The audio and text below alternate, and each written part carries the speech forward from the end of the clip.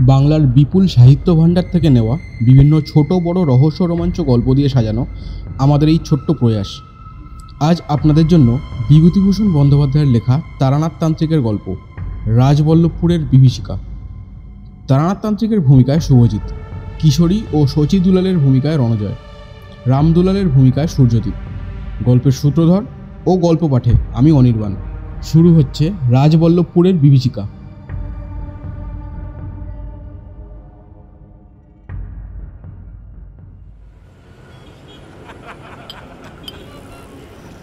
বিকেলে তারানাথের বৈঠকখানার আড্ডা প্রায় জমে উঠেছে। রোজ রোজ তারানাথের স্কন্ধে কণ্টকি ফল ভগ্ন করা উচিত নয় ভেবে আমি আর কিশোরী মোড়ের তেলে ভাজার দোকান থেকে গরম গরম বেগুনি আর ফুলুরি কিনে নিয়ে এসেছিলাম। এখন শুধু শালপাতা কটা পড়ে আছে। ভেতর থেকে দ্বিতীয়বার চাও এসে উপস্থিত। তৃপ্তির ঢেকুর তুলে তারানাথ বলল, না, পুড়েগুলো বেশ ভালো তেলে ভাজা করে, বুঝলে? কিশোরী বলল, সবকিছুর স্বাদ নির্ভর করে মনের অবস্থার উপরে। আজ এখন আপনার কোনো কাজ নেই, বেশ নিশ্চিন্ত আড্ডার মেজাজ। এখন বাসি তেলে ভাজা পচা বেসনের ঠান্ডা ফুলুরিও ভালো লাগবে। আবার মাথায় দুশ্চিন্তা থাকলে দেরাদুন চালে বিরিয়ানির মুখে রুচবে না, তাই নয় কি? তারানাথ মৃদু হেসে চায়ে চুমুক দিয়ে বলল,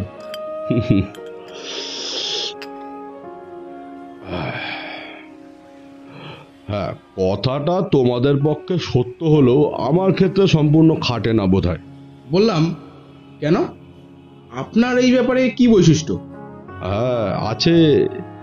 তোমাদের নিরাপদ তরঙ্গহীন জীবনে দুশ্চিন্তা এবং দুর্ভাবনা একটা অস্বাভাবিক অবস্থা। আর আমার সারাটা জীবনই কেটেছে নানা বিচিত্র ঘটনার ভেতর দিয়ে। সেখানে দুর্ভাবনা একটা স্বাভাবিক ঘটনা বলেই গণ্য করতাম। রাত্রিরে একটা ভয়ানক কিছু ঘটবে সেটা জেনেও দুপুরে ভোজ খেতে বাঁধেনি।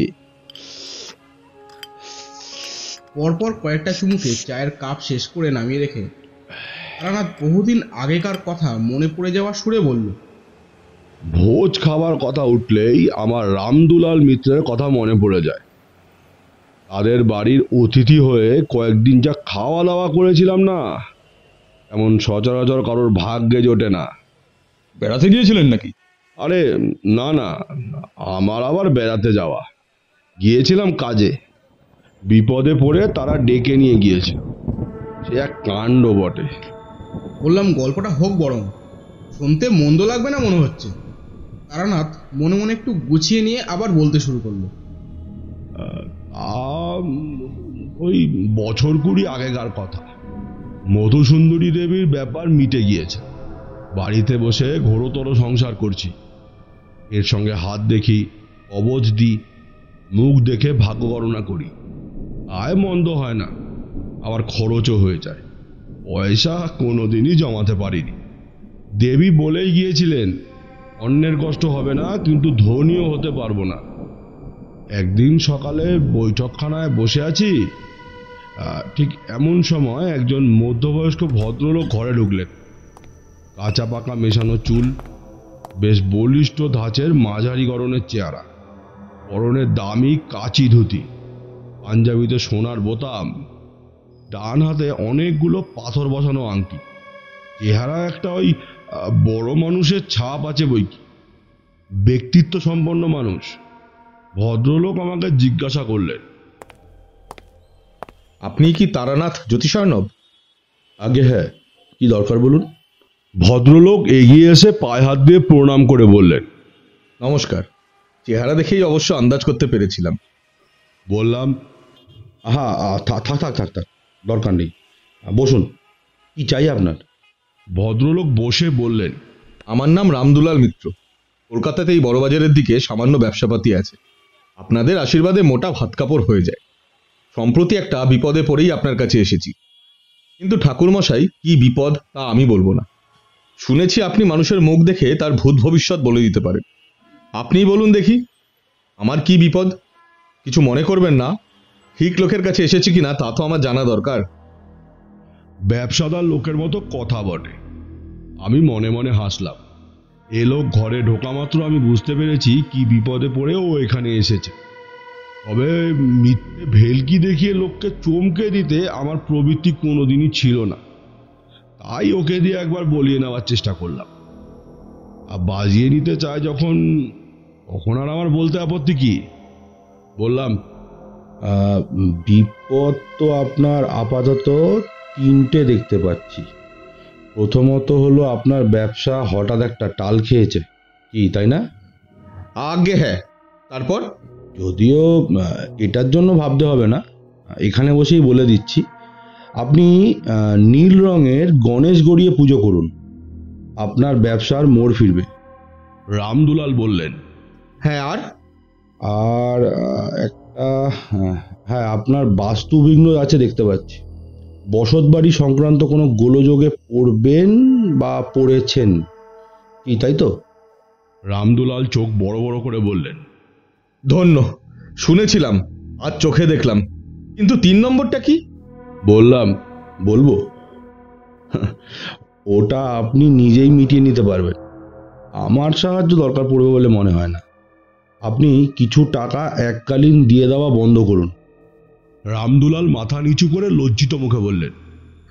কি আর বলবো ঠাকুরমশাই, প্রবৃত্তি বড় বলবান। অপরাধ করে ফেলেছি, এখন প্রায়শ্চিত্ত তো করতেই হবে। পাপ তো বাপকেও ছাড়ে না।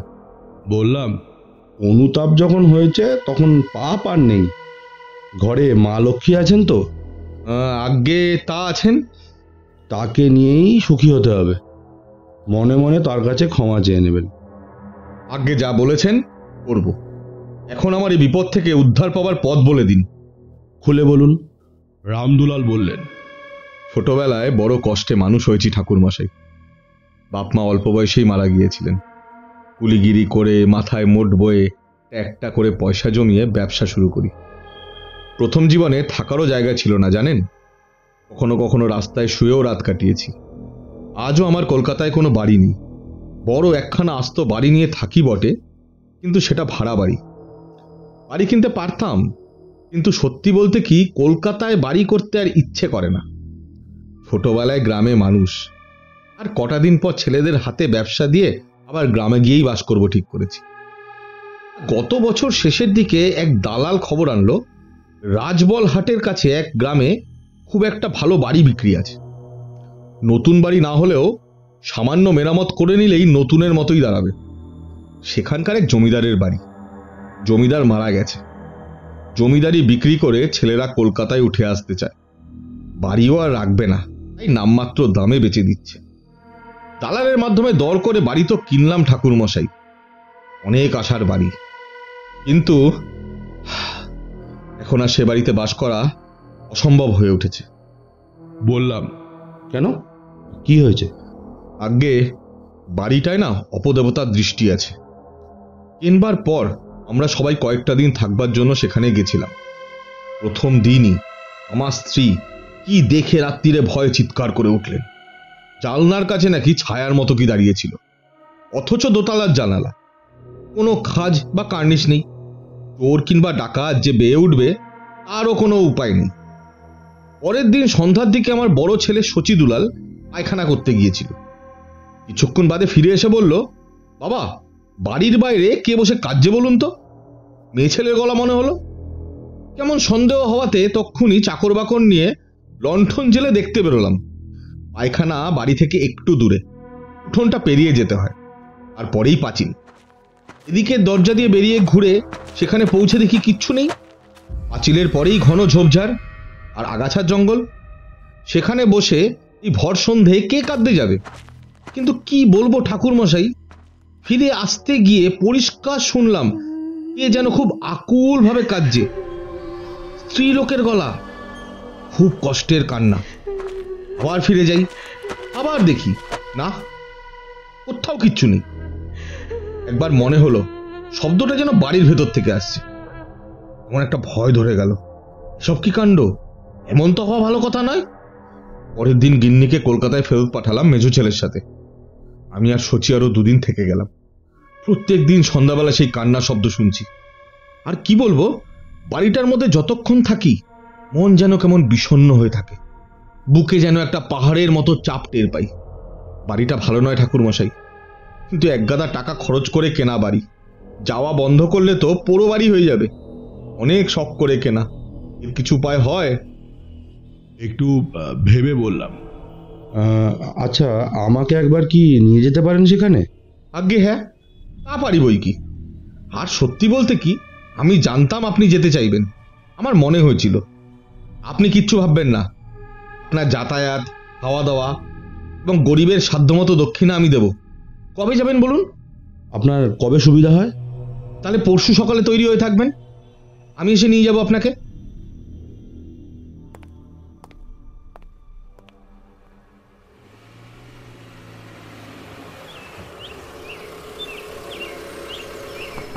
রাজবলহাট থেকে মাইল 3 দূরে মতিপুর গ্রাম।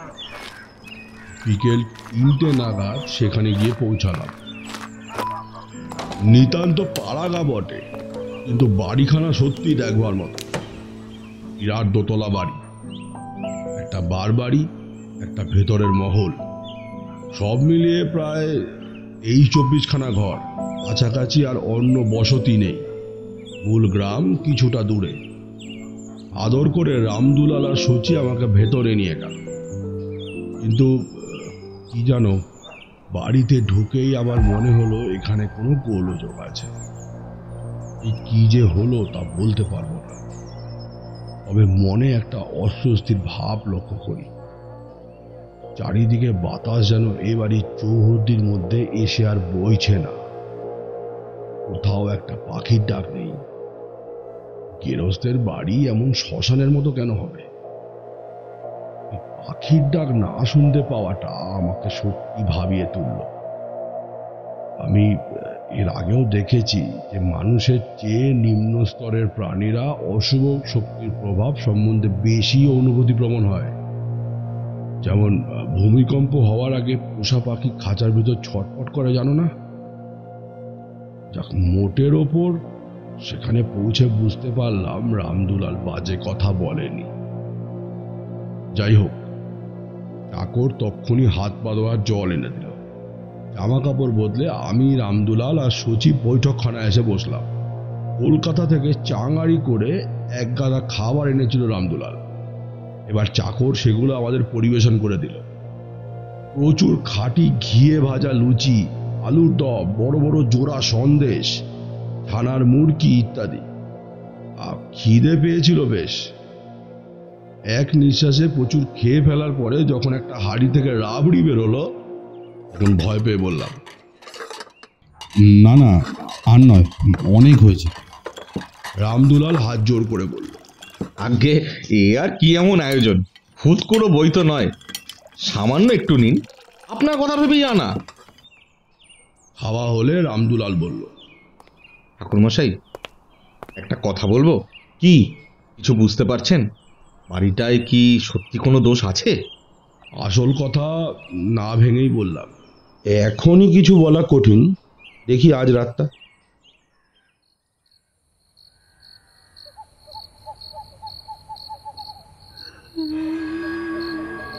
সন্ধ্যের অন্ধকার যখন বেশ গাঢ় হয়ে এসেছে, তখনই আমি প্রথম কান্নার শব্দটা শুনতে পেলাম।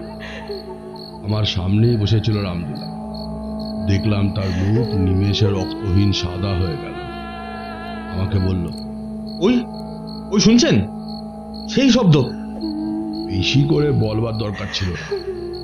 কোথা থেকে যেন ভেসে আসছে একটা করুণ কান্নার শব্দ। স্ত্রীলোকের কান্নাই বটে, যেন খুব কষ্টে গুমড়ে গুমড়ে কাঁদছে। কোথা থেকে আসছে শব্দটা? একবার মনে হচ্ছে বাইরে থেকে, আবার মনে হচ্ছে খুব বেশি দূরে নয়, যেন কাছাকাছি বসে কাঁদছে কেউ। দরজার কাছে সচিদুলাল এসে দাঁড়িয়েছে। বাবা, শুনতে পেলেন? রামদুলাল কাপা গলায় বলল, শুনেছি, তুই ভেতরে চলে আয়। বললাম, ভয় পেও না, দাঁড়াও, আমাকে লণ্ঠনটা দাও তো। চাকরটাও ভয় পেয়ে চলে এসেছে, আর হাতে একটা হ্যারিকেন। সেটা নিয়ে ঘর থেকে বেরোতে বেরোতে বললাম, তোমরা এইখানেই থাকো, ঘর থেকে কোথাও বেরোবে না, আমি একটু দেখে আসছি। কিন্তু দেখবোটা কি? লণ্ঠন হাতে সারা বাড়ি তন্ন তন্ন করে খুঁজলাম। আওয়াজের উৎস কোথায় তা ধরতে পারলাম না। এক এক সময় মনে হচ্ছিল যেন চারিদিক থেকেই শব্দটা আসছে। এ কি ব্যাপার? বৈঠকখানায় ফিরে আসবার পথে কান্নাটা থেমে গেল। ঘরে ঢুকে দেখি সচি আর রামদুলাল পাথরের মূর্তির মতো চৌকিতে পা তুলে বসে আছে। ঝড়ে কাক মরলেও কেরামতি ফকিরের হয়, জানো তো? আমারও হলো তাই। আমি লণ্ঠন হাতে বেরোবার একটু পরেই কান্নাটা থেমে যেতে ওদের দুজনের ধারণা হলো আমি তন্ত্রমন্ত্রের প্রভাবে আওয়াজটা বন্ধ করেছি। আমাকে দেখে রামদুলাল বলল, ওফ, কি ভয়ানক শব্দ! কি করে থামালেন ঠাকুরমশাই? ভাগ্যিস আপনি এসেছিলেন। ব্যাপারটা বুঝে চুপ রইলাম। ওদের ভুল ভাঙিয়ে লাভ নেই। আমার উপর ভরসা করে যতটুকু সান্ত্বনা পায় তা পাক না। রাত্রে ভেতর বাড়ির বারান্দায় আসন পেতে বসে আবার এক বিপুল আয়োজনের সম্মুখীন হতে হলো। পুজোর পরাতের মতো বড় বগি থালায় সরু চড়াই পাখির নখের মতো চালের ঘি ভাত, ভেড়ার মাংসের কোরমা, রুই মাছের কালিয়া আর তার সঙ্গে 3-4 রকমের মিষ্টি। বললাম, আরে করেছো কি? এত কখনো খাওয়া যায়? আর তাও আবার বিকেল ওই জলযোগের পর? তুলে নাও, এই তুলে নাও। এর অর্ধেকও আমি খেতে পারবো না। রামদুলাল বলল, আমার এই চাকরটা বড় ভালো রাঁধে, পাকা হাত। শুধু রান্নার জন্যেই 60 টাকা মাইনে দিয়ে ওকে রেখেছি। আপনাকে রেঁধে খাওয়াবো বলে ওকে নিয়ে এলাম। আপনি না খেলে কষ্ট পাবো কিন্তু। এমন বেশি কিছু তো নয়, খেয়ে নিন না। খাবার গল্প আর বারবার করব না। এই প্রসঙ্গেই রামদুলালের কথাটা মনে এলো বলে তোমাদের ভোজের বহরটার একটু ইঙ্গিত দিলাম। এক কথায় এরপর দুবেলা এরকম নানা বিচিত্র পদ তৈরি হতে লাগলো আমার জন্য। রাত্রেও শুয়ে ঘুম আসে না। একে চাপ খাওয়া হয়ে গিয়েছে, তার উপর মনে কেমন একটা অমঙ্গলের ভাব। আমাদের ওই গায়ের সেই সাধুর কথা মনে আছে তো? সে বলেই দিয়েছিল আমার এ ধরনের একটা ক্ষমতা হবে। পরদিনই একটা অদ্ভুত ঘটনা ঘটল। এইখানেই গল্পের আসল অংশের শুরু। সকাল 8টা হবে, বৈঠকখানায় বসে আছি। রামদুলাল গিয়েছে স্নান করতে, শচী বাড়ি নেই। বিকেলে ক্ষীর দিয়ে কি একটা খাবার তৈরি হবে, তাই সে গিয়েছে খাঁটি দুধের সন্ধানে। বাড়ির ডান দিকের কোণে বারান্দার শেষে খুব সুন্দর একটা স্নানের ঘর আছে। জমিদার শখ করেই বানিয়েছিল বোধহয়। আর মেঝে সাদা পাথরে বাঁধানো, বুক অব্দি দেওয়ালে মোজাইক করা। কানাই চাকর সকালে পুকুর থেকে স্নানের জল তুলে এনে তাতে রেখে দিয়েছে। পুকুরেই অনায়াসে স্নান করা চলত, কিন্তু নতুন বাড়ি কেনা হয়েছে, সবকিছু ব্যবহার করা চাইতো। রামদুলাল সেখানেই স্নান করছে। হঠাৎ দরজার কাছে একটা আওয়াজ শুনে দেখি রামদুলাল ঘরের মধ্যে এসে দাঁড়িয়েছে, আর মুখ ভয় বিকৃত। বেচারি কাঁপছে ঠক ঠক করে। স্নান করতে করতে মাঝপথে বেরিয়ে এসেছে বোঝা যায়। কাপড় ভেজা, গায়ে জল, মোজবার সময় পর্যন্ত পায়নি। বললাম, কি হয়েছে? ভয় পেলে নাকি? রামদুলাল প্রথমটা কথাই বলতে পারে না। এই সকালবেলা কি দেখে অত ভয় পেল? ধমকে বললাম, কি হয়েছে বলবে কি? ও বলল, আমার সঙ্গে আসুন। আমি ওর পেছন পেছন গেলাম। স্নানঘরের দরজার কাছে এসে ভেতরে মেঝের দিকে আঙ্গুল দিয়ে কি দেখিয়ে রামদুলাল বলল, ওই ওই ওই যে ওইখানে। প্রথমটায় কিছু বুঝতে পারলাম না। সাদা পাথরে বাঁধানো খুব সুন্দর পরিষ্কার মেঝে। কি দেখাচ্ছে রামদুলাল? ঠিক তারপরেই দেখতে পেলাম জিনিসটা। মেঝের একটা পাথরের টালিতে যেন আবছা একখানা মুখ ফুটে উঠেছে। ঠিক পুরো মুখ নয়, মুখের আদল মাত্র। চেষ্টা করলে বোঝা যায় এটা কোনো স্ত্রীলোকের মুখ, কারণ লম্বা চুলের আভাস দেখা যাচ্ছে। কিন্তু সে মুখ সুন্দর নয়, এমন যেন একটা ভাঙাচোরা অবয়ব, যেন কষ্টে মুখ বিকৃত করে আছে। রামদুলালকে জিজ্ঞাসা করলাম, এ আবার কি? মেঝের পাথরে কে ছবি আঁকলো? কি দিয়েই বা আঁকলো? আগে আমি কি করে বলবো? যখন তুমি বাড়িটা কিনেছিলে তখন কি ছিল না? আগে বাড়ি কেনার কথা কি বলছেন? আজ সকালেই তো কানে জল তুলে রাখছিল, আমি দাঁড়িয়ে তদারক করছিলাম, কখনো ছিল না। আর এখন এই চান করতে এসে হাত ফসকে সাবানটা পড়ে গেল, তুলতে গিয়ে একেবারে চোখাচোখি। কি হবে ঠাকুর মশাই, বড় শখের বাড়ি। বললাম, আচ্ছা, তুমি আগে স্নান সেরে নাও, ভয় নেই, আমি দরজার কাছেই রইলাম। ভয় ছিটকানি না দিয়ে কোনো মতে দরজা ভেজিয়ে বাকি স্নানটুকু সেরে বেরোলো রামদুলাল। মানুষ ভয় পেলে কিরকম হয়ে যায় তা আজ দেখতে পেলাম। প্রথম দিন রামদুলালকে কত ব্যক্তিত্ববান পুরুষ বলে মনে হয়েছিল, কিন্তু যা ধরা ছোঁয়া যায় না এমন অপ্রাকৃত ঘটনার সম্মুখীন হয়ে সে ব্যক্তিত্ব কখন বাতাসে উবে গিয়েছে। বৈঠকখানায় বসে রামদুলাল বলল, এখানে এসেই অবস্থা খারাপ হয়ে যাচ্ছে। বাজারে অনেক দেনা। এক বেটা মারোয়ারিকে প্রায় 70,000 টাকার মাল সাপ্লাই করেছিলাম, তার দরুন সে বিল কিছুতেই দিচ্ছে না, কেবল আজকাল বলে ঘোরাচ্ছে। মারোয়ারির সঙ্গে কি আমরা পারি? আমারই ভুল হয়েছে ওখানে মাল দেওয়া। কি করব, লোভে পড়ে গেলাম। এখন যদি বিল না আদায় হয় তাহলে আমার ব্যবসা ডুববে। নালিশ করে টাকা আদায় করতে করতে তো আমার ব্যবসা আর থাকবে না। এদিকে এই চিন্তা, এত টাকা দিয়ে বাড়ি যদি বা কিনলাম, এখন তাতে বাস করতে পারছি না। আমাকে আত্মহত্যা করতে হবে ঠাকুর মশাই। বললাম, আরে দাঁড়াও, এত ব্যস্ত হলে চলবে কেন? ব্যবসায় লাভ ক্ষতি জোয়ার ভাটা তো আছেই, ভেঙে পড়ার কিছু নেই।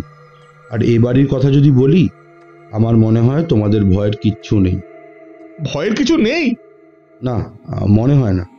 ভেবে দেখো, যে আত্মাই এমন করুক না কেন, আর যদি তোমাদের ক্ষতি করবার ইচ্ছা থাকতো তাহলে সে তো তা অনায়াসেই করতে পারত। এতদিন চুপ করে আছে কেন? রামদুলাল বলল। তাহলে ওই কান্নার শব্দ? বললাম, হয়তো সেটা তোমাদের মনোযোগ আকর্ষণ করার জন্য।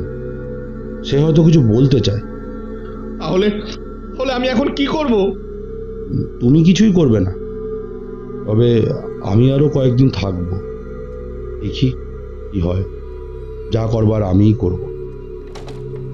শচীদুলাল এসে স্নানঘরের মেঝেতে ছবিটা দেখল। তবে সে বাপের চেয়ে সাহসী, ভয় পেলেও মুখে কিছু বলল না।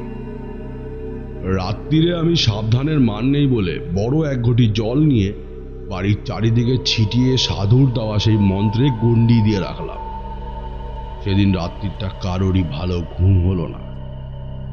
পরদিন সকালে উঠে আমি আর রামদুলাল গিয়ে দেখি স্নানঘরের মেঝেতে ছবিটা যেন আরো স্পষ্ট হয়ে উঠেছে।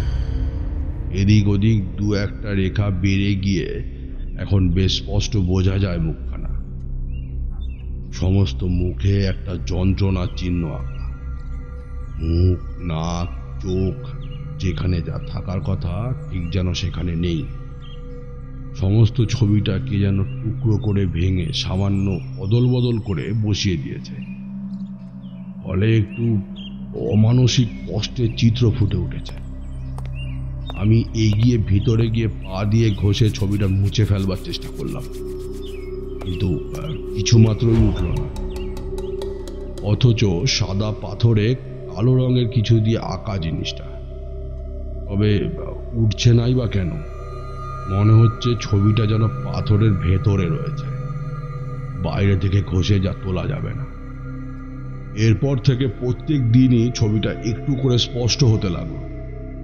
এখন বেশ বোঝা যায় একজন অল্প বয়সী মেয়ের ছবি, বেশ মিষ্টি দেখতে, কিন্তু কে যেন তাকে খুব অত্যাচার করেছে। ব্যথায় কষ্টে তার মুখ বিভৎস হয়ে উঠেছে। সত্যি রামদুলালের আর দোষী বাকি। আমারই গা ছমছম করতো সেদিকে তাকালে। বেশ গরম পড়েছে। একদিন সন্ধেবেলা আর সহ্য করতে না পেরে রামদুলালকে ডেকে বললাম,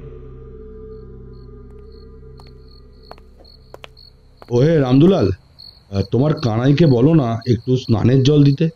আজ বড্ড গরম পড়েছে, স্নানটা করেই ফেলি। আগে জল তোলাই আছে, আপনি চলে যান।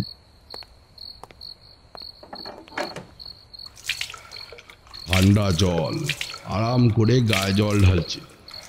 পায়ের কাছে মেঝেতে সেই ছবিটা। এই 3-4 দিনে ছবিটা আমাদের অনেকখানি যেন গা সওয়া হয়ে উঠেছে। না তাকিয়েই স্নান করে চলেছি। কিন্তু হঠাৎ আমার গা শিউড়ে উঠল সেই কান্নার শব্দটা।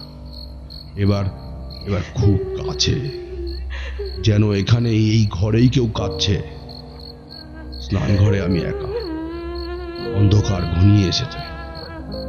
পায়ের কাছে পাথরে সেই মূর্তি আর বাতাসে করুণ কান্নার আওয়াজ। গুমড়ে গুমড়ে কে যেন কাঁদছে কোথাও, তরুণী মেয়ের গলা। বাইরে দরজায় ধাক্কা দিচ্ছে রামদুলাল। ঠাকুর মশাই, আপনি ঠিক আছেন তো? ঠিক আছি, ভয় নেই। যাও তুমি ঘরে গিয়ে বসো, আমি আসছি। আওয়াজটা এই ঘরেই হচ্ছে বটে, যেন আমার পায়ের তলা থেকে আসছে। আমার মাথায় তখন একটা বুদ্ধি এসেছে। কি করতে হবে তা আমি ভেবে ফেলেছি। আমি স্নান সেরে বেরোবার আগেই কান্নার আওয়াজটা থেমে গেল। ঘরে এসে রামদুলালকে বললাম, আচ্ছা, যখন এই বাড়িটা কেনো তখন মালিকরা তোমাকে এ ব্যাপারে কিছু বলেনি? বাড়িতে যে এরকম একটা কান্নার শব্দ শোনা যায়, সেরকম কিছু? না, বললেই কি আর আমি এই বাড়ি কিনতাম? বটে। আচ্ছা, তোমার বিশ্বাসী চাকর কজন আছে কলকাতার বাড়িতে? রামদুলাল ভেবে বলল, হ্যাঁ, জনা 2। তারা গোপন খবর চেপে রাখতে পারবে? তা পারবে, প্রাণ গেলেও তারা আমাকে বিপদে ফেলবে না। আর কানাই? কানাইও বিশ্বাসী। তাহলে কাল শচীকে কলকাতায় পাঠিয়ে সেই চাকর দুজনকে এখানে আনাও, দরকার আছে। এর পরের ঘটনা সংক্ষিপ্ত। পরের দিন শচী গিয়ে বাড়ি থেকে 2জন বলিষ্ঠ চাকরকে নিয়ে এল। তাদের নিয়ে স্নান ঘরে গেলাম। রামদুলাল চুপ করে থাকতে জানে, এতক্ষণ কিছু জিজ্ঞাসা করেনি। এবার বলল, কি হবে ঠাকুর মশাই? এখনই দেখতে পাবে। এ বাড়িতে শাবল আর কোদাল আছে? তা আছে। আনতে বলো। 3জন চাকর শাবলের চার দিয়ে মেঝের কয়েকখানা পাথরের টালি তুলে ফেলতে গলার সুরকি আর মাটির সোলিং বেরিয়ে পড়ল। বললাম, এই জায়গাটার মাটিটা খোঁড়ো তো। হাত চারেক মাটি খোঁড়া হতেই একজন চাকর হঠাৎ অস্ফুট আর্তনাদ করে হাতের কোদাল ফেলে দিয়ে কাঁপতে লাগলো। রামদুলাল গর্তের মধ্যে উকি দিয়ে ভীত গলায় বলল, কঙ্কাল। বললাম, কঙ্কাল, তাই তো? ঠাকুর মশাই, এ কি ব্যাপার? কোথা থেকে এলো? পরে বলছি, আগে ওটাকে তুলতে বলো। আজ তো তোলা গেল না। তুলতে যেতেই হাড়গুলো খসে আলাদা হয়ে যেতে লাগলো। কিছুক্ষণ বাদে মেঝেতে ছোট একটা হাড়ের স্তূপ হয়ে গেল। এতক্ষণ বাদে কিশোরী বলল, তারপর? তারপর আর কি, সেই হাড় বস্তায় করে এনে গঙ্গায় ফেলে দেওয়ার পর ও বাড়িতে আর কোনো দিন কান্নার আওয়াজ শোনা যায়। রামদুলাল আমাকে জিজ্ঞাসা করেছিল, কার কঙ্কাল ঠাকুর মশাই? বললাম, এতদিন পরে তার বলা সম্ভব নয়। এদেরই পূর্বপুরুষের মধ্যে কারোর কাণ্ড আর কি। সেকালে জমিদাররা কিরকম অত্যাচারী হতো জানোই তো। কাকে মেরে পুঁতে ফেলেছিল বলা কঠিন। বাড়ির বউ হতে পারে, আবার গায়ের কোনো মেয়েও হতে পারে। যেই হোক, তার আত্মা সদ্গতির জন্য কেঁদে আমাদের দৃষ্টি আকর্ষণ করার চেষ্টা করত। গঙ্গায় দাওয়ায় মুক্তি পেয়ে গেল। আর হ্যাঁ, এ বাড়ি যারা তোমাকে বিক্রি করেছিল তাদের ওপর রাগ করো না। তারা খুব সম্ভবত কিছুই জানে না। পূর্বপুরুষ যে অন্যায়টা করেছিল সে গোপনেই করেছে। সাক্ষী দাঁড় করিয়ে তো কেউ আর খুন করে না। রামদুলাল বলল, ওরা কান্না শুনতে পেত নিশ্চয়ই, অথচ আমাকে বলেনি। সেটা তো একটা অপরাধ। বলুন। বললাম, ওরা কান্না শুনতে পেত কিনা সেই বিষয়ে আমার যথেষ্ট সন্দেহ আছে। কেন বলুন তো? যাদের পূর্বপুরুষের হাতে মেয়েটি মারা গিয়েছিল তাদের হাতে মেয়েটির আত্মা হয়তো মুক্তি পেতে চায়নি। এই বাড়ি বিক্রি হওয়ার পর তোমার কাছেই মুক্তি চেয়েছে। যাও, এ বাড়িতে আর কোনো ভয় রইল না। বরং একটা আত্মা সদ্গতির অভাবে কষ্ট পাচ্ছিল, আর আশীর্বাদ পেলে তুমি। রামদুলাল আমাকে আদর করে বাড়ি পৌঁছে দিয়ে 500 টাকা দিয়ে প্রণাম করলো। আমি আপত্তি করেছিলাম। বাধা দিয়ে সে বলল, আপনি বুদ্ধি না দিলে আমি কি মেঝে খুঁড়তে যেতাম? এর দিন 10 পরে রামদুলালকে আবার একবার দেখেছিলাম। আমার বাড়িতে এসেছিল 2 ছেলেকে নিয়ে, মুখে হাসি। বললাম, কি হে, কি খবর? আগে আত্মার আশীর্বাদ সত্যিই আছে। কিরকম? মারোয়ারি বেটা গতকাল বিল পেমেন্ট করেছে। তারানাথ এবার গল্প থামালো। রাত বেড়ে চলেছে। রামদুলালের 70,000 টাকা হলো বটে, কিন্তু আমাদের আবার কাল আপিস যেতে হবে। বিদায় নিয়ে বেরিয়ে এবার বাড়ির দিকে রওনা হলাম।